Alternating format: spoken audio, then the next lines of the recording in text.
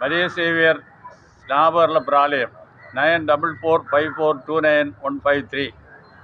இன்றைய தினம் நாம் பார்க்க போகின்றது ஸ்நாபகர்லப்பர் ஆண்டவருக்கு முன்னோடியாக வந்தார் என்று நாம் தெரிந்து கொண்டிருக்கின்றோம். இந்த பூனமல்லியிலே ஸ்நாபகர்லப்பர் ஆலயம் பழமையான ஆலயம்.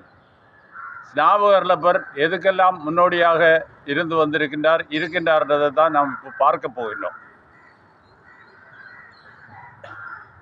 நம்முடைய இந்த பூந்தமல்லி பங்கு என்று சொல்லக்கூடியது 6 பங்குகளாக பிரிக்கப்பட்டது. சாதாரணமாக ஒரு பங்கிலிருந்து அடுத்த பங்கு பிரியும்.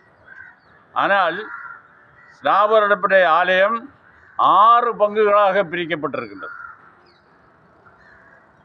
இரண்டாவது,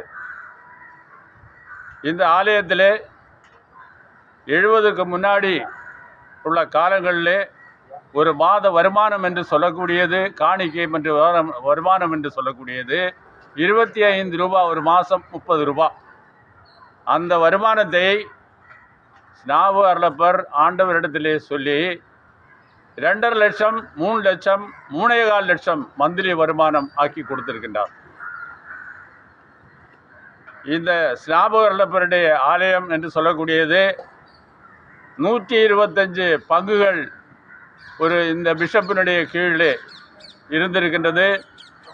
அதே பிஷப் திருப்பலியிலே சொல்லுகின்றார், இந்த பங்கானது மற்ற பங்குகளுக்கு பக்தி எப்படி இருக்க வேண்டும், திருப்பலி நேரத்திலே எப்படி மக்கள் நடந்து கொள்ள வேண்டும், அந்த பக்தி முயற்சிகள் கண்டு, இந்த பங்கிலே இருக்கின்ற பக்தி முயற்சிகளை கண்டு பிற பங்குகள் பக்தி நிலைமைக்கு வர வேண்டும் என்று அறிவிக்கப்பட்டது. ஆகையினால் நம்முடைய ஸ்நாபகர்லப்பர் எல்லா காரியங்களிலையும் இந்த சென்னை பட்டணத்துக்கு முன்னுதாரணமாக பங்காக திகழ்ந்து கொண்டிருக்கின்றதை நாம் அறிகின்றோம்.